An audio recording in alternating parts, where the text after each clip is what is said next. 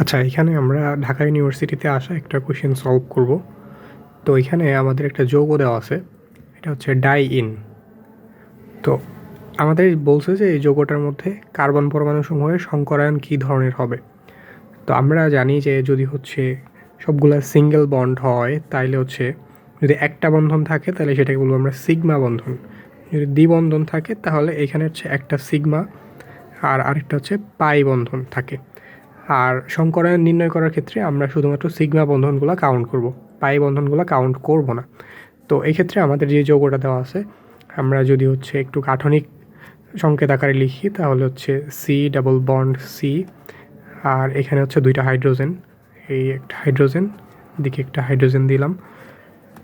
তো এই কার্বনে একটা হাইড্রোজেন যুক্ত আছে, carbon hydrogen double bond carbon hydrogen hydrogen.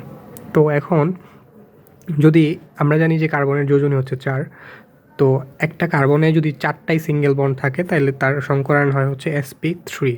যদি তোমার হচ্ছে একটা সিঙ্গেল বন্ড থাকে তাহলে s, দুইটা সিগমা বন্ধন থাকলে sp, 3টা সিগমা বন্ধন থাকলে sp2, আর যদি 4টা সিগমা বন্ধন থাকে তাহলে হচ্ছে sp3 সংকরিত হয়। তো এখানে এই কার্বনটা যদি আমরা লক্ষ্য করি, প্রথম কার্বনটা একটা সিগমা বন্ধন, দুইটা সিগমা বন্ধন, 3টা সিগমা বন্ধন, এই নিচেটা কিন্তু পাই বন্ধন, সো এটা কিন্তু কাউন্ট হবে না সংকরণ নির্ণয় করার ক্ষেত্রে। তার মানে কয়টা সিগমা বন্ধন পাচ্ছি? একটা, দুইটা, 3টা। তার মানে এই কার্বনটা হচ্ছে যদি 3টা হচ্ছে সিগমা বন্ধন থাকে তাহলে সংকরায়ন হবে sp2। যদি 4টা সিগমা বন্ধন থাকতো তাহলে sp3 হইতো।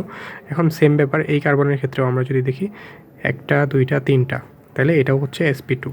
এই কার্বনের ক্ষেত্রেও এখানে ডাবল বন্ড আছে, একটা সিগমা, দুইটা সিগমা, 3টা সিগমা, তো এটাও হচ্ছে sp2। এই কার্বনের ক্ষেত্রেও এখানে একটা সিগমা, এইটা একটা সিগমা, এটা একটা সিগমা, তার মানে হচ্ছে sp2। সো সবগুলা কার্বনই হচ্ছে sp2 সংকরিত কার্বন।